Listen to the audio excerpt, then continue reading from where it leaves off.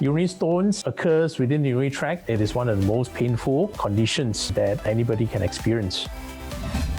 The conditions that affect the male reproductive tract includes conditions such as erectile dysfunction in males, whereby, or simply put as impotence, whereby there is problem maintaining rigidity or hardness of the penis adequate for sexual penetration. For premature ejaculation, these are conditions whereby in an embarrassing state whereby a man actually ejaculates too early. Another attendee has asked whether over-exercising can result in a low libido. Regular exercise in moderate amount actually helps boost the body's natural production of testosterone. It's good to exercise.